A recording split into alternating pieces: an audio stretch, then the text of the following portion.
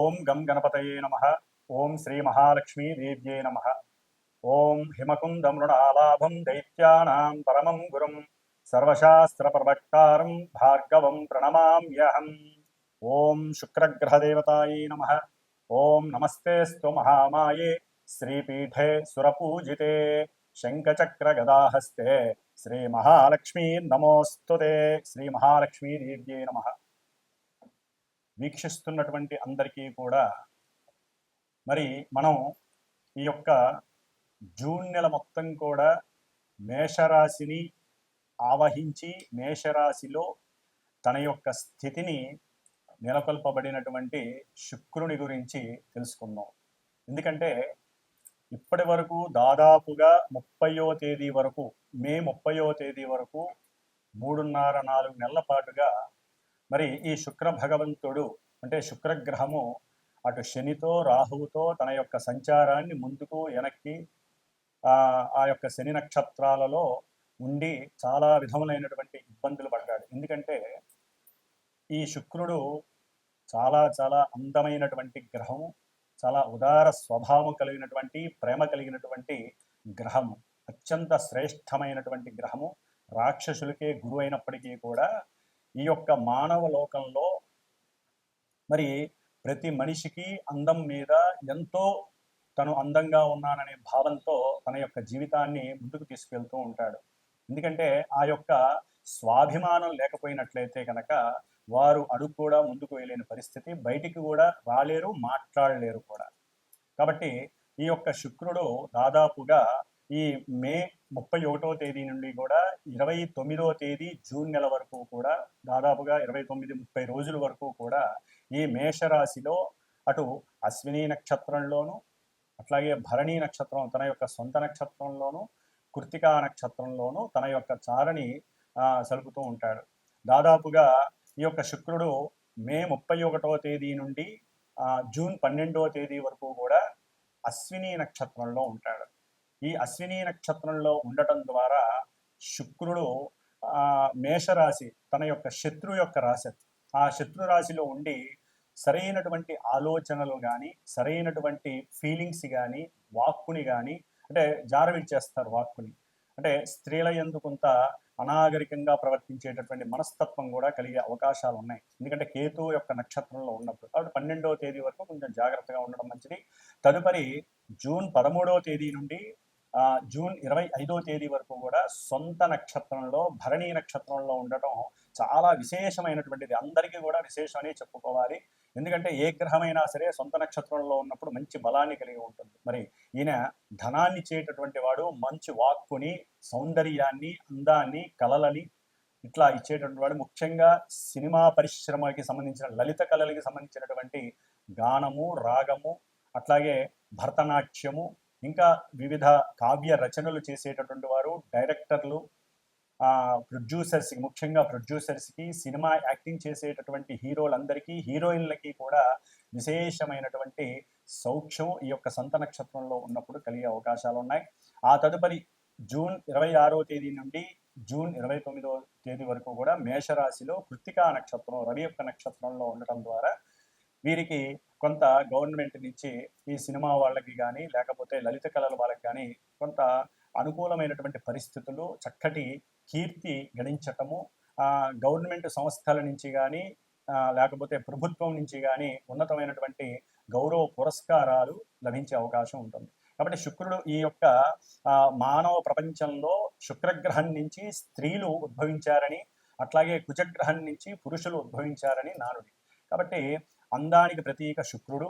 కాబట్టి ఆ అందాన్ని మానసికంగా చంద్రుడి యొక్క స్థితిగతుల నుంచి ఆనందించడం, లేకపోతే ఆ యొక్క ఆనందాన్ని ఉద్రేకపూర్వకంగా చేసుకోవటం అనేటటువంటిది మానసిక చర్యను బట్టి ఆధారపడి ఉంటుంది. ఎందుకంటే మేషరాశి శుక్రుడికి అంత యోగ్యకరమైన రాశి కాదు. కానీ ఆయన నక్షత్రాల్లో మారినప్పుడల్లా ఎన్నో రకాలైనటువంటి గతులు ఏర్పడే అవకాశాలు ఉంటాయి. కాబట్టి మరి ఈ శుక్రుడు ఎన్నో రకాలైనటువంటి రోగాలను కూడా కలుగజేసే అవకాశం ఉంటుంది. ముఖ్యంగా మూత్రపిండాలు కానీ, లేకపోతే కిడ్నీస్కి సంబంధించినటువంటి వ్యాధులు, అట్లాగే ఈయన మేషరాశి శిరోభాగంలో ఉన్నాడు కాబట్టి శిరస్సుకు సంబంధించినటువంటి వ్యాధులు. ఈయన జలగ్రహం, మేషరాశి ఏమో అగ్నితత్వపు రాశి. మరి అగ్నితత్వపు రాశిలో జలగ్రహమైనటువంటి శుభపరమైనటువంటి ఈ శుక్రుడు ఉండటం అనేటటువంటిది ఒక రకంగా చెప్పాలంటే కొన్ని రాశుల వారికి ఇబ్బందికరమైనటువంటి పరిస్థితుల్ని కలుగజేస్తుంది. ఎందుకంటే వేడి ద్రావకంలో బంగారపు ముద్దని అంటే వేడి చేసి దాంట్లో వేయంగానే, నీళ్ళల్లో వేయంగానే అది ఏ విధంగా అయితే ఇబ్బంది పడుతుందో చల్లారడానికి ముందు, అట్లాగే స్త్రీలు కొంచెం జాగ్రత్తగా ఉండాల్సినటువంటి పరిస్థితులు. పురుషులైతే గనక స్త్రీల యందు మాతృభావాన్ని చూపించడం చాలా విశేషం. లేకపోతే ఈ శుక్రుడు మేషరాశిలో ఉన్నంత ఈ జూన్ మాసం మొత్తం కూడా ఎన్నో రకాలైనటువంటి ఇబ్బందులు కలగడానికి అవకాశం ఉంటుంది. అట్లాగే ముఖ్యంగా గోచారంలో శుక్రుడు మేషరాశిలో ఈ విధంగా ఉన్నప్పటికీ, మంచి చెడులు ఇస్తున్నప్పటికీ కూడా ఎవరి జన్మజాతకంలో అయితే శుక్రుడు కొన్ని శుభపరమైనటువంటి నక్షత్రాలలో ఉండి శుభపరమైనటువంటి పరిస్థితులు, ముఖ్యంగా వివాహము, సంతానము, పురుషులకైతే వీర్యకారకుడు కాబట్టి ఎన్నో రకాలైనటువంటి మానసికమైనటువంటి చర్యల మీద ఈయన యొక్క ప్రభావం ఉంటుంది. కాబట్టి కొంత కాముకత్వాన్ని కండిషనల్గా ఉంచుకోవడం అనేటటువంటిది ఎంతో విశేషమైనటువంటి ప్రక్రియ. కాబట్టి మనలో కలిగేటటువంటి మనోవికారాలని కండిషనల్గా ఉంచుకున్నట్లయితే ఈ నెలన్నాళ్ళు కూడా శుక్రుడి వలన కలిగేటటువంటి ఇబ్బందులు కలగకుండా ఉంటాయి, స్త్రీలకైనా పురుషులకైనా. అట్లాగే మేషరాశిలో ఉన్నాడు కాబట్టి సాధ్యమైనంత వరకు శుక్రుడు ఈ నెల రోజులు కూడా కాస్త సనాతన ధర్మము, హిందువులమైనటువంటి స్త్రీలు తప్పకుండా పురుషులైనా సరే చక్కగా నుదుటిన ఎరుపు తిలకం ధరిస్తే గనక, ఎరుపు బుట్టును పెట్టుకుంటే గనక అవతల వ్యక్తుల నుంచి కలిగేటటువంటి నరఘోషలు కానీ, దృష్టి పీడలు కానీ, మన అందం మీద కావచ్చు, మన ధనం మీద కావచ్చు, ఆ యొక్క పీడ లేకుండా ఉంటుంది. అట్లాగే మన శరీర ఆరోగ్యం నలతలు లేకుండా సంపూర్ణ ఆరోగ్య సిద్ధిని మనమే ఈ బొట్టును పెట్టుకోవడం ద్వారా ఆ అమ్మవారి యొక్క అనుగ్రహం. ఎందుకంటే శుక్రుడు అనేటటువంటి గ్రహము స్త్రీ దేవత. అంటే ఎక్కువగా వీరు మహాలక్ష్మి అమ్మవారిని, లలిత అమ్మవారిని ఆరాధించుకున్నట్లయితే ఈ నెల రోజులు కూడా చక్కటి సౌందర్యము, ఆనందము, విలాసము, ఉత్సాహము, అట్లాగే సంపూర్ణ ఆరోగ్యానితో పాటుగా అష్టైశ్వర్యాలను ఇచ్చేటటువంటి శుక్రుడు మీకు శుభాన్ని కలుగజేస్తాడు. కాబట్టి మరి ఈ మేషరాశి పర్యంతం ఈ శుక్రుడు వలన కలిగేటటువంటి వివిధ రకాలైనటువంటి చర్యలు ఏ విధంగా ఉంటాయి, ఇబ్బందులు ఏ విధంగా ఉంటాయి, ఏ విధమైనటువంటి సౌఖ్యాలు గడిస్తారు అనేటటువంటిది చక్కగా మనం మేషరాశి పర్యంతం కూడా మీనరాశి వరకు శుక్రుడు ఉన్నటువంటి స్థితిగతులను అనుసరించి ఏ రాశుల వారికి ఈ శుక్రుడు శుభత్వాన్ని కలుగజేస్తాడు, ఇబ్బందులు కలుగజేస్తాడో తెలుసుకుందాం. ఓం శ్రీ మహాలక్ష్మీదేవ్యే నమః. వృషభ రాశి వారికి మే 31వ తేదీ నుండి జూన్ 29వ తేదీ వరకు కూడా మరి ఈ వృషభ రాశికి అధిపతి అయినటువంటి శుక్రుడు, అంటే ఈ యొక్క శుక్రుడు వ్యయస్థానంలో మేషరాశిలో శత్రుస్థానంలో ఉండటం ద్వారా ధనము అనుకోకుండా ఖర్చు అయిపోవటం, లేదా దంపతులు లేదా భార్యాబిడ్డలతో ఎక్కడికైనా సరే అనుకోకుండా వాహనంతో ప్రయాణానికని బయలుదేరి అనుకున్న సమయానికి వారు ఎవరినో అప్పడుగుతారు, కాస్త 10 రూపాయలు కావాలి అని. వారు ఇస్తామంటారు, ఉన్నట్టుండి వారు ఫోన్ చేసి ఇవ్వనటువంటి పరిస్థితి. దాని ద్వారా ఈ శుక్రుడు 12లో ఉండటం ద్వారా వారు ఏం చేయలేక మానసికంగా కొంత క్షోభని అనుభవించే పరిస్థితి కలుగుతుంది. కుటుంబంలో కొంత పరాభవంగా ఫీల్ అయ్యి ఆత్మన్యూనత భావాన్ని పొందే అవకాశం ఉంటుంది.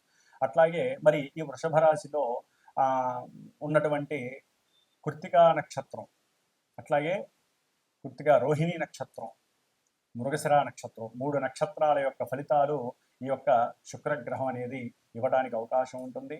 ఎందుకంటే ఈ యొక్క వృషభ రాశి అనేటటువంటిది అఖండ సిరి సంపదలు ఇచ్చేటటువంటి రాశి. దీని అధిపతి 12వ స్థానంలో ఉండి 6వ స్థానాన్ని చూడటం ద్వారా వీరికి కొంత అనారోగ్య సూచనలు కనిపిస్తున్నాయి. ఆ కారణం వలన హాస్పిటల్స్కి వెళ్ళి కాస్త ధనాన్ని ఖర్చు పెట్టేటటువంటి పరిస్థితి కూడా కలుగుతుంది. అది నాకు తెలిసి శిరోబాధలు కావచ్చు, లేకపోతే అతిమూత్ర వ్యాధికి సంబంధించి కావచ్చు, మూత్రపిండాలు, కిడ్నీలకు సంబంధించినటువంటి వ్యాధులకు కావచ్చు, దానికి సంబంధించినటువంటి వ్యవహారార్థమై ధనం విపరీతంగా ఖర్చు అయ్యేటటువంటి పరిస్థితి కలుగుతుంది. అట్లాగే ధనాన్ని జాగ్రత్తగా కాపాడుకోండి. మీరు బయటికి వెళ్ళినప్పుడు కానీ, వాహనాల్లో ప్రయాణం చేస్తున్నప్పుడు కానీ, లేదా కొత్త ప్రదేశాలకి అంటే కొండ ప్రదేశాలకు కానీ, లేకపోతే ఏదన్నా గుహల్లోకి వెళ్ళేటప్పుడు కానీ, వనచారం చేసేటప్పుడు అంటే అటవీ ప్రాంతాల్లో వెళ్ళేటప్పుడు కానీ ధనాన్ని బహిర్గతం కాకుండా కొంత అంతర్గతంగా దాచుకొని వెళ్ళటం చేసుకోవటం మంచిది. లేకపోతే ధనాన్ని దొంగతనం చేసే అవకాశాలు కూడా కనిపిస్తున్నాయి. అట్లాగే శస్త్రబాధలు, శస్త్రచికిత్సలు, వాహనాలకి సంబంధించినటువంటి కొన్ని ఇబ్బందికరమైనటువంటి సంఘటనలు, లేకపోతే వాహనానికి సంబంధించినటువంటి ఇబ్బందులు కలిగే అవకాశం ఉంటుంది వృషభ రాశి వారికి. అట్లాగే చదువుకునేటటువంటి విద్యార్థులు జాగ్రత్తగా ఉండటం మంచిది. లేకపోతే వారి యొక్క ఆలోచన శక్తి డైవర్ట్ అయిపోయి వీరు చదువుకోవాల్సినటువంటి చదువును కూడా పొందలేనటువంటి పరిస్థితి. అట్లాగే తల్లిగారి యొక్క సహకారం అందుతుంది ధనపరంగా అనుకుంటారు, అది కూడా అందనటువంటి పరిస్థితి. దాని ద్వారా వీరు మానసికంగా ఎక్కువగా ఇబ్బంది పడే పరిస్థితి కలుగుతోంది. అట్లాగే వ్యవసాయాది ఎవరైతే వ్యవసాయ పరంగా వృత్తి ధర్మాన్ని అనుసరిస్తూ ఉంటారో దానికి సంబంధించినటువంటి ఏదైతే పంట ఉంటుందో ఆ పంట సమయానికి రాక సమయానికి పడేటటువంటి వర్షభావన కాస్త ముందుగా పడేసరికి దాని ద్వారా కూడా పంట నష్టం కలిగి ఆర్థికంగా ధన నష్టం కలిగే అవకాశం ఉంటుంది. అట్లాగే కుటుంబంలో మాట గనక సరిగ్గా లేకపోయినట్లయితే, తొందరపడి మాట్లాడి జారినట్లయితే గనక కుటుంబ వ్యతిరేకత వలన భార్యాభర్తల మధ్య కాస్త వ్యతిరేకమైనటువంటి మానసిక ఆలోచనలు కలిగి వాగ్వాదం జరిగి విడిపోయేటటువంటి పరిస్థితులు వృషభ రాశి వారికి ఉంటాయి. కాబట్టి వృషభ రాశి వారు మరి ఈ యొక్క 12వ స్థానంలో ఉన్నటువంటి శుక్రుడి యొక్క అనుగ్రహం పొందటానికి, ఎందుకంటే వీరు జాగ్రత్తగా గనక ఆలోచిస్తే అధికమైనటువంటి ధన ప్రాప్తి కలుగుతుంది, లేకపోతే ఎన్నో రకాలైనటువంటి ఇబ్బందులు పడటానికి అవకాశం ఉంటుంది. కాబట్టి వీరు కొంత మహాలక్ష్మీదేవి అష్టోత్తరాన్ని రోజు కూడా చక్కగా చదవండి. మీరు ఏదైనా మనసులో గనక అనుకున్నది జరగాలంటే లక్ష్మీదేవికి సంబంధించినటువంటి ఏ స్తోత్రాన్నైనా సరే చక్కగా నిత్యము సాయంత్రం పూట అయినా సరే, ఉదయం పూట మీ పనులు చేసుకున్నా సాయంత్రం పూట అయినా సరే ఆవు నీతితో దీపారాధన పెట్టి లక్ష్మీదేవి స్తోత్రాన్ని చదువుకున్నట్లయితే ధనము నిలబడి ఆయురారోగ్యాలతో అష్టైశ్వర్యాలతో ఉండటానికి అవకాశం ఉంటుంది. ఓం శ్రీ మహాలక్ష్మీ దేవియే నమః.